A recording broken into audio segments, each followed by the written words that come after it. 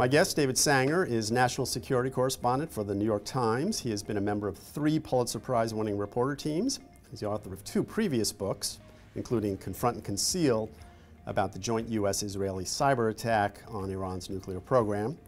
And he's also the grandson of Elliot Sanger, who founded WQXR, the first FM station in New York City, and still the most listened to classical music station in America. In the country, so yeah. Thank you for that. His new book is The Perfect Weapon: War, Sabotage and Fear in the Cyber Age.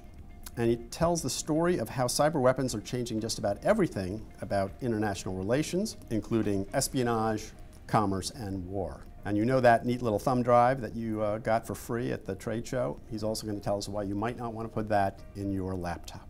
I'm Andrew Walworth, and this is Real Clear Cyber Today.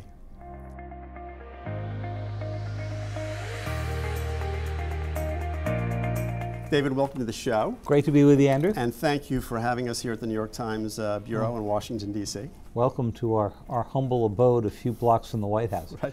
So you've titled the book The Perfect Weapon, not the ultimate weapon, not the final weapon, but the perfect weapon. Why is cyber the perfect weapon? Cyber is the perfect weapon for several reasons.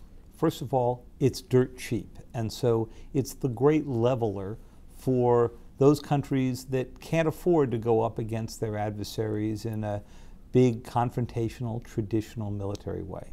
Secondly, unlike nuclear weapons, biological weapons, you can dial them up, you can dial them down, you can adjust them so that you're trying to calibrate the weapon to avoid having a military response from your adversary.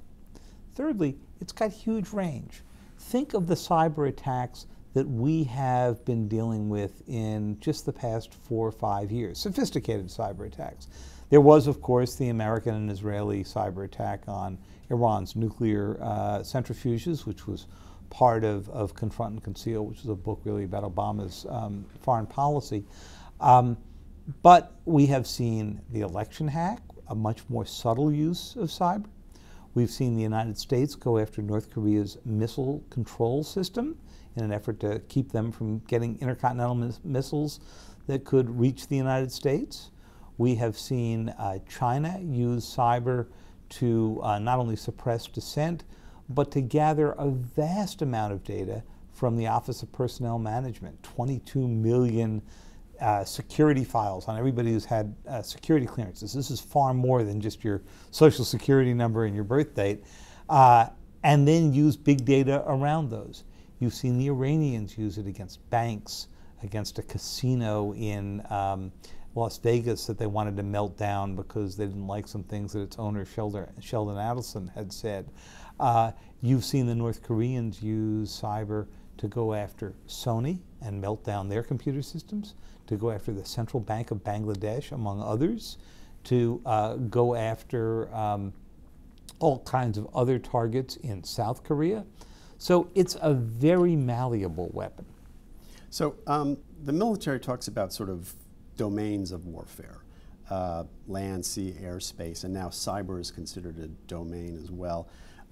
So how is it different from that point of view? In other words, I understand people are doing all sorts of cyber espionage, and there's all sorts of levels of things that you can do in cyber. But when you come to sort of viewing it through a military lens, right, how do you differentiate, and this is a longer conversation, so you don't have to give it all in one answer, but how do you differentiate sort of strategy in cyberspace compared to strategy in other domains? Well, I'm not sure you do, and I'm not sure it's actually a wise thing to consider cyber a completely separate domain, because it makes people think that we'll be conducting cyber wars over here and regular traditional wars over here. Right. And that's not the way the world works.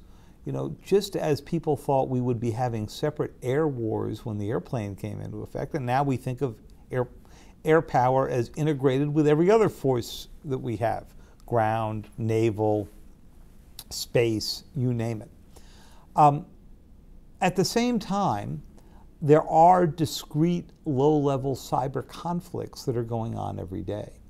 And that also is what makes it such an unusual weapon. Yeah, so isn't that part of the difference, is that it's not just I mean, all weaponry, I guess, exists on some sort of continuum. But cyber, we are in a cyber conflict every day. Right, not a cyber war, but a cyber conflict. Right. And so it's the ultimate short of war weapon. So if you are out to try to undercut your adversary, you're out to try to diminish confidence in their institutions, if you want to make them think their missiles won't launch or their centrifuges won't spin, if you're trying to shake them but not get into an open conflict. Or convince them that their election process might be compromised. That's right.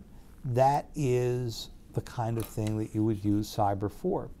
And so there are certainly war scenarios for it, and the book goes into a classified one called Nitro Zeus, which was the American plan to basically unplug all of Iran if we got into a conflict with Iran, so that you could emerge from it without having fired a shot. And we won't know whether it would ever have been of use, and it was short-circuited by the 2015 nuclear agreement, the one that President Trump has since walked away from. But it gives you a sense of how cyber was already getting integrated into a larger American war plan, and this was 3 or 4 years ago. There's more information about cybersecurity, including how U.S. military strategy is evolving, on our website. Just go to realcleardefense.com and you'll get a prompt to go to our cybersecurity homepage.